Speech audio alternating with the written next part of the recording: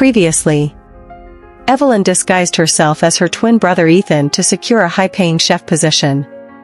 A job she desperately needed to save Noah's life. But there was one problem. The billionaire she worked for, William Ashford, hated women. And after surviving her first week inside the mansion, her biggest secret almost got exposed. Because William noticed something suspicious. A blood stain. And now, the question hanging in the air could destroy everything. Ethan. William's voice was calm. Too calm. Are you injured? My heart stopped. Not slowed down. Stopped. The kitchen suddenly felt smaller. Hotter. Dangerous. I looked at the stain. Then at William. Then back at the stain again. My mind scrambled desperately for an explanation. Any explanation. Because the truth wasn't an option. Think. Think. Think. I forced a laugh. A terrible laugh. The kind people make when they're panicking. Oh. I pointed vaguely toward my leg. I nicked myself shaving this morning.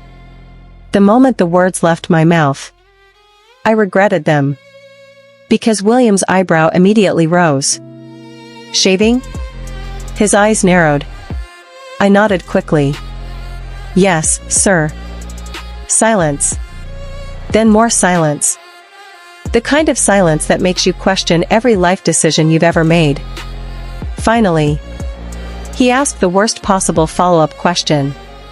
Where? I nearly died. Not literally. But emotionally?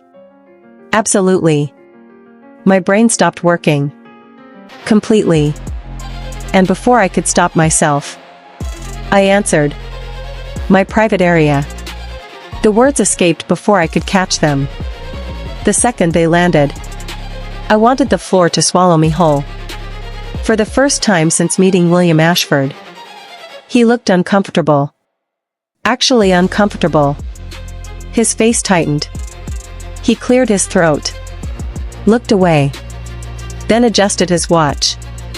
You could have simply said you were injured. I swallowed hard. Sorry, sir. I believe you. His tone sounded annoyed. Maybe embarrassed.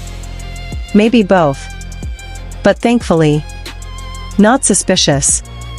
At least not anymore. The moment William left the kitchen, my knees nearly gave out. I had survived. Barely. And yet, the real problem hadn't gone away. Because now I had another challenge. I needed supplies. Immediately. Before things became much worse. That afternoon, I left the mansion. The pharmacy wasn't far away. A simple errand. Buy what I need. Return quietly. Continue pretending. Simple. At least, that's what I thought. Because fate clearly wasn't finished tormenting me yet. As I approached the pharmacy, I noticed a young woman outside. Crying hard. People walked past her without stopping. Without asking questions. Without caring. And for some reason, I couldn't ignore her. Maybe because I understood what desperation looked like. Maybe because I'd seen it in the mirror every day for 6 years. So I walked over and asked one simple question. Are you okay? The next thing I knew, she grabbed my shirt hard and screamed, "You got me pregnant." The world froze. My jaw dropped. People stopped walking. Heads turned. Phones appeared. And suddenly, every eye on the street was staring directly at me. The woman held up a document. Tears streamed down her face. You promised to marry me. The crowd erupted instantly. People started shouting, recording, judging, condemning. And there I stood, unable to defend myself. Because proving my innocence would expose my secret. And exposing my secret could cost me everything. As the crowd closed in, one terrifying thought hit me. What if someone recorded this? What if the video reached William Ashford? And what if my double life was about to come crashing down? I barely slept that night. Every little sound made me jump.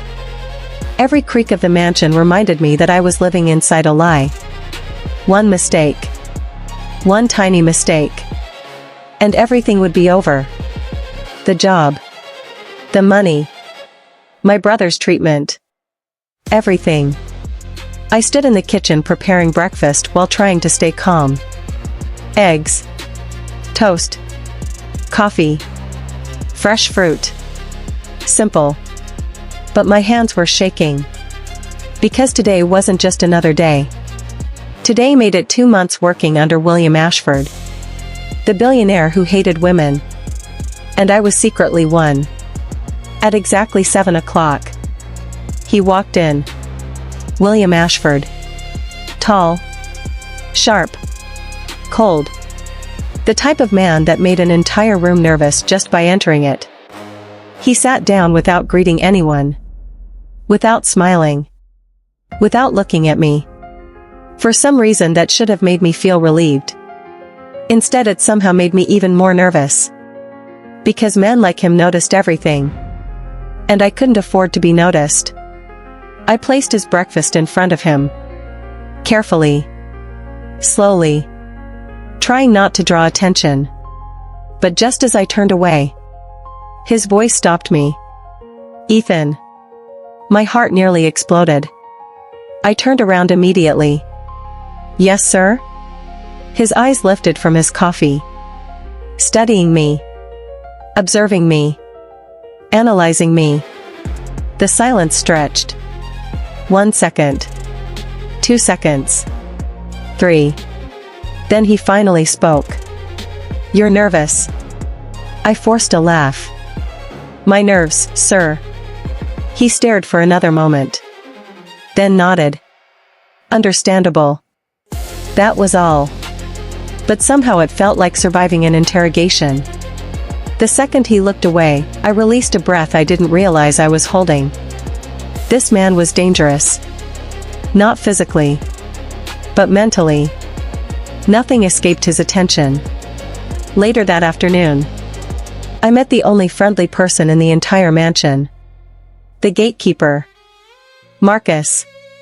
Unlike William, Marcus talked enough for 3 people. He laughed loudly, joked constantly, and seemed incapable of keeping secrets. Which was exactly why what he told me next terrified me.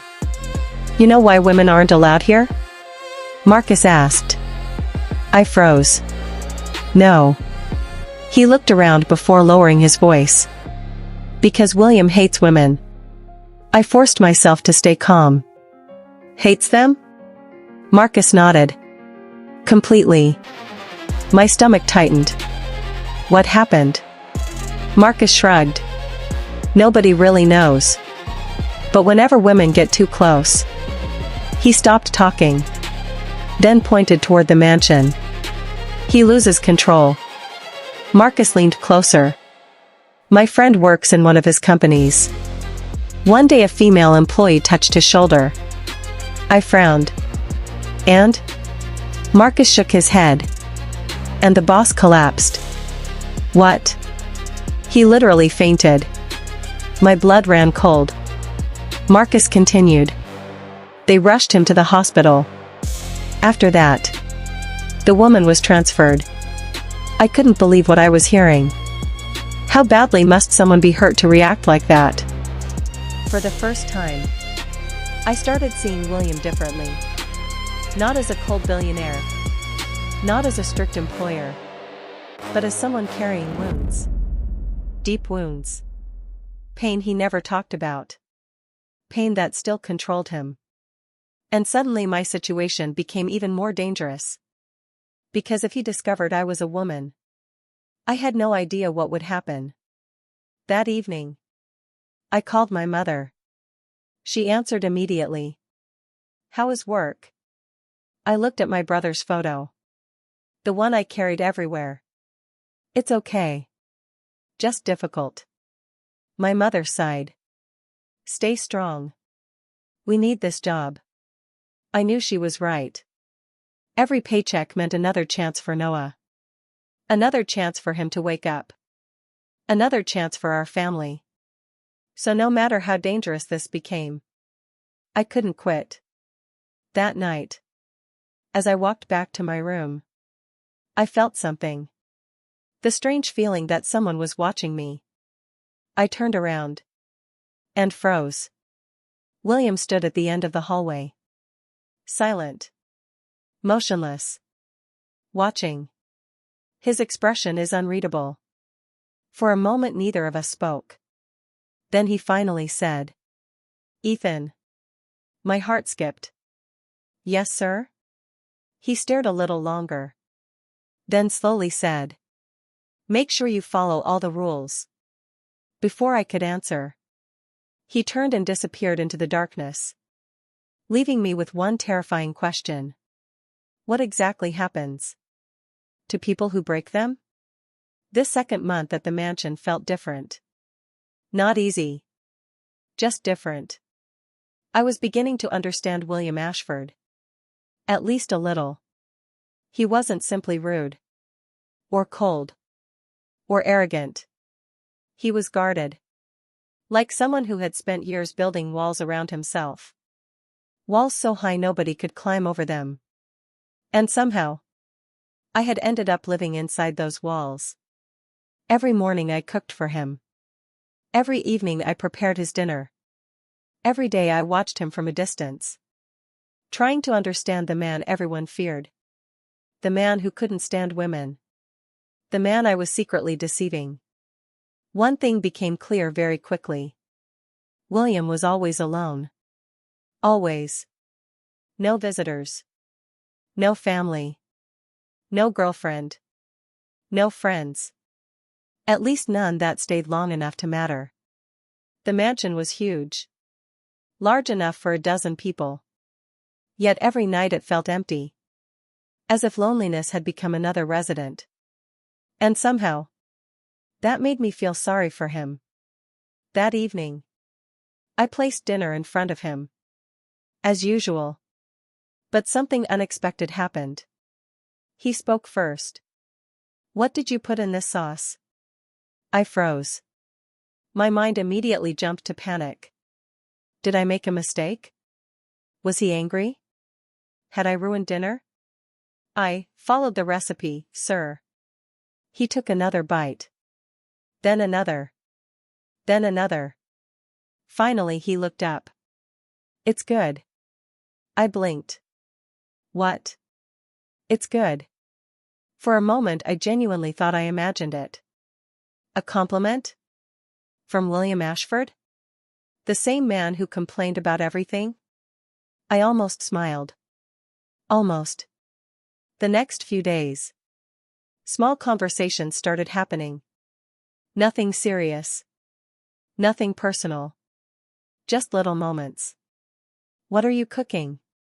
Chicken stew. Too much pepper. You haven't tasted it yet.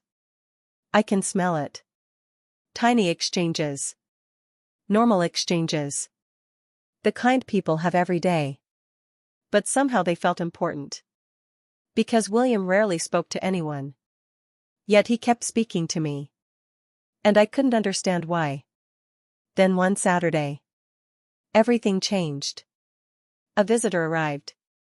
The first visitor I had ever seen. His name was Lucas. And unlike William, Lucas never stopped talking. The man practically burst into the house. William. His voice echoed through the mansion. Are you still alive? I nearly laughed. Because nobody else would dare speak to my boss that way. Lucas looked around. Then his eyes landed on me. Immediately his face changed. He pointed directly at me. Wait. He looked back at William. Then at me again. Then back at William. That employee is still here? William frowned. What about it? Lucas looked genuinely shocked. You've kept the same employee for months. So? You fired a gardener because he walked too slowly. William rolled his eyes. He damaged my flowers. You fired a driver because he sang too loudly. He couldn't sing. Lucas burst into laughter. I struggled not to laugh too. Then Lucas said something that instantly made my stomach drop. He looked at William. Then at me. Then grinned. Oh no. William narrowed his eyes. What? Lucas pointed dramatically. You like him. Silence. Dead silence. My heart stopped. William's expression darkened immediately. What nonsense. Lucas laughed louder. Think about it. You keep him around. You talk to him. You don't yell at him. You even complimented his cooking. William glared. Lucas. Oh my goodness. Lucas looked genuinely excited now. You're in love with your chef. I nearly dropped the tray in my hands. Love? Was this man crazy? William looked ready to throw him out the window. I am not interested in men. Lucas shrugged. I'm just saying. William stood up immediately. Leave. Lucas laughed. I'm serious. Leave. Still laughing. Lucas grabbed his car keys. But before leaving, he turned around one final time and said something that made my heart skip. Whatever this is, it's written all over your face. After Lucas left, the mansion became quiet again. Too quiet. William sat alone in the living room. Thinking. Silent. Lost somewhere inside his own thoughts. I noticed because I passed by twice. And both times, he was staring into space. As if Lucas' words had affected him more than he wanted to admit. Later that night, as I headed toward my room, I passed his study. The door wasn't fully closed. And for a brief moment, I heard his voice. Soft. Barely above a whisper. I don't understand this. I stopped walking. Then I heard him continue. Almost like he was talking to himself. Why can't I stop thinking about him? My breath caught. The hallway suddenly felt too small. Too quiet. Too dangerous. Because for the first time, I realized this wasn't a joke anymore. Something was happening. Something neither of us understood. And if it continued, my secret wouldn't be the only thing at risk. Back in my room, I sat on the edge of the bed. Unable to sleep. Unable to think clearly. Because one question kept repeating inside my head. Over. And over. And over again. What happens when a man starts falling for someone who doesn't actually exist? Because Ethan wasn't real. And sooner or later, William Ashford was going to discover the truth. That night, something felt different. The air felt heavier. The sky looked angry. Dark clouds swallowed the moon. And rain slammed against the mansion windows like tiny stones. I stood in the kitchen washing dishes. The rest of the house was silent. Too silent. The kind of silence that makes you uncomfortable. The kind that makes you feel like something is about to happen. And for some reason, I couldn't shake the feeling that tonight was going to change everything. Dinner had ended hours ago. William had already gone upstairs. Marcus was probably asleep in the security office. And I was finally finishing for the day. I wiped my hands. Turned off the kitchen lights. And started walking toward my room. Then suddenly, boom! A loud crack of thunder exploded across the sky. The entire mansion shook. I jumped. Then I laughed at myself. Get yourself together, Evelyn. It was just a storm. Nothing more. At least, that's what I thought. Without warning, the lights went out. Everything went black. Completely black. The hallway. The staircase. The chandeliers. Everything. The storm had killed the power. For a moment I stood frozen. Listening. Waiting. Then I heard it. A sound upstairs. A crash. Followed by something even worse. A scream. My heart stopped. The scream came again. Louder this time. Terrified. Not angry. Not frustrated. Terrified. I knew that voice. William. Without thinking, I started running. Up the stairs. Through the darkness. Toward his room. Another crash echoed through the house. Then another shout. No. My stomach twisted. Something was very wrong. I pushed open the door. The room was almost completely dark. Only flashes of lightning lit the space. And what I saw shocked me. William was on the floor. Breathing hard. Sweating. Shaking. His hands pressed against his head. As if he was trying to block something out. As if he was reliving a nightmare. For the first time since meeting him. He didn't look powerful. He looked broken. Sir? No response. His breathing became faster. I panicked more. William. Still nothing. Another flash of lightning illuminated his face. And I saw tears. Actual tears. My chest tightened. I slowly knelt beside him. It's okay. No response. You're safe. His entire body trembled. Then finally. Very slowly. He looked at me. And for the first time, I saw genuine fear in his eyes.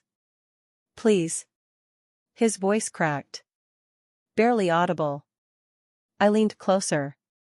What happened? His breathing remained uneven. For several seconds he couldn't answer. Then finally. 3 words escaped his lips. The darkness came. I frowned. I didn't understand. But I could see one thing clearly. Whatever haunted this man. It was far bigger than a fear of women. Far bigger. And far more painful. I carefully helped him sit on the bed. His hands were shaking badly. Like someone trapped inside a memory. A memory they couldn't escape. I sat beside him. Keeping my voice calm. It's okay. Just breathe. He tried. Failed. Then I tried again. Slowly. Very slowly. His breathing started to steady. Outside. The storm continued raging. But inside the room. A different battle was taking place. One nobody else could see. Then something happened. Something neither of us expected. William reached for my hand. And held it. Tightly. His grip was desperate. Like someone afraid of drowning. I froze. Because this wasn't the cold billionaire everyone feared. This was a man desperately trying not to fall apart. And somehow. For reasons I didn't understand. He trusted me. A few minutes later. The generator finally kicked in. Lights flooded the room. The darkness disappeared. The storm outside continued. But William's breathing had finally calmed. His grip loosened slightly. I smiled. There. See? You're okay. For a moment he simply looked at me. Not speaking. Not moving. Just looking. And something in his expression changed. Something softer. Something vulnerable. I stood up. Ready to leave. Thinking the worst was over. Then I felt something. A hand grabbing mine again. I turned around. William was looking at me. His eyes unusually soft. Almost pleading. And then he said the words that changed everything. Please. His voice was barely above a whisper. Don't leave me. My heart stopped. The room suddenly felt smaller. Warmer. Dangerous. Because for the first time, the distance between employer and employee had disappeared. And neither of us knew what would happen next. Outside, thunder continued rolling across the sky. Inside, neither of us moved. Neither of us spoke. Because at that moment, something invisible shifted between us. Something neither of us could take back. And as William held my hand, refusing to let go, I realized my biggest problem was no longer hiding my identity. My biggest problem was that I was starting to care about him too. Thank you for watching all the way to the end. Your support means everything. Question of the day. Be honest. If you were Evelyn, would you stay in the room or would you leave immediately? And do you think William is beginning to fall for Ethan? Let us know in the comments. Like the video, share with friends, subscribe, and turn on notifications, because episode 3 is loading, and things are about to get even more complicated. William's feelings are growing stronger. Evelyn's secret is becoming harder to hide. And one shocking incident will put her disguise at serious risk. See you in episode 3.